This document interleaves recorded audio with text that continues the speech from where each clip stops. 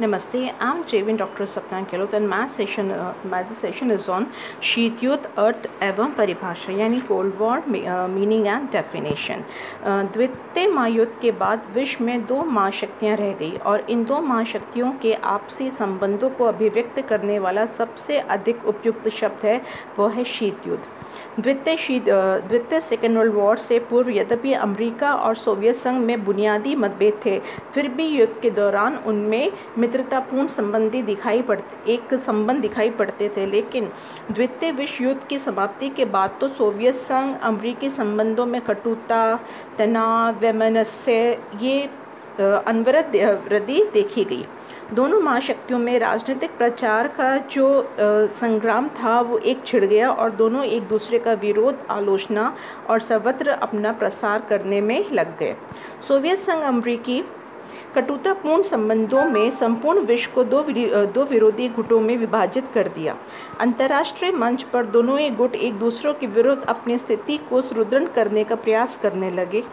वह एक दूसरे को कूटनीतिक, सामाजिक, सांस्कृतिक, राजनीतिक और संभव हो तो सैनिक मोर्चे पर भी पराजित करने में संलग्न हो गए और समूचे विश्व में एक प्रकार का भय, अविश्वास और तनाव का वातावरण बन गया, जिससे विश्व में एक बार पुनः एक संघर्षपूर्ण स्थिति उत्पन्न हो गई।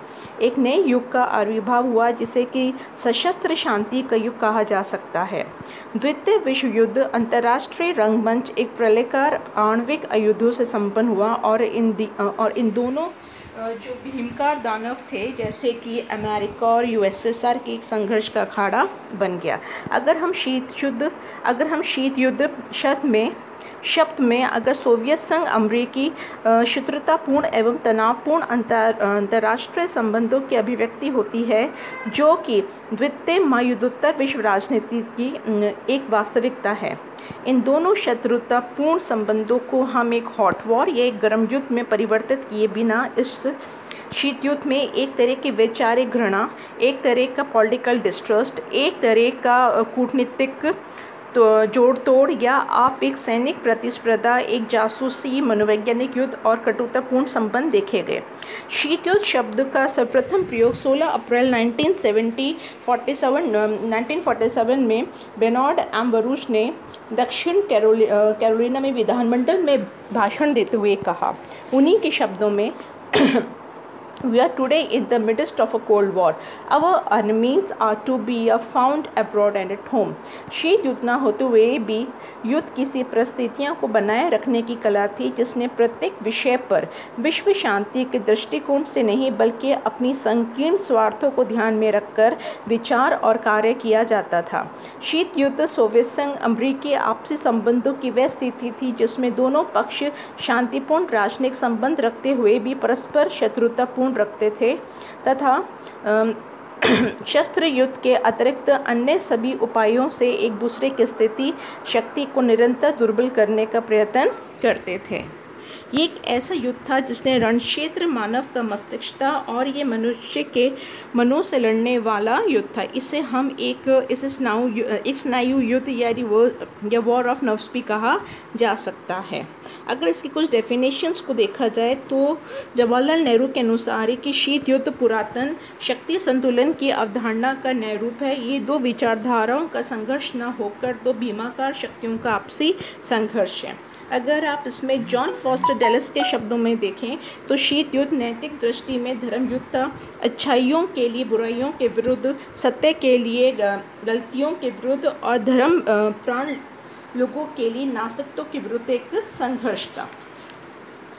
यानी अतः आप कह सकते हैं कि शीत युद्ध वास्तविक युद्ध नहीं था, अपितु युद्ध का एक वातावरण था। नेहरू के शब्दों में शीत युद्ध का वातावरण एक तरह का निलंबित मृत्युदंड का वातावरण है, यानी some kind of suspended death sentence के समान तनावपूर्ण था। ये गर्म युद्ध से भी अधिक भयानक युद्ध था क्योंकि ये चिंतन, भावनाओं और मनोवेगों पर प्रतिकूल प्रभाव डालता था, जिसने अंततः अशिष्ट एवं असंभव आचरण को जन्म दिया।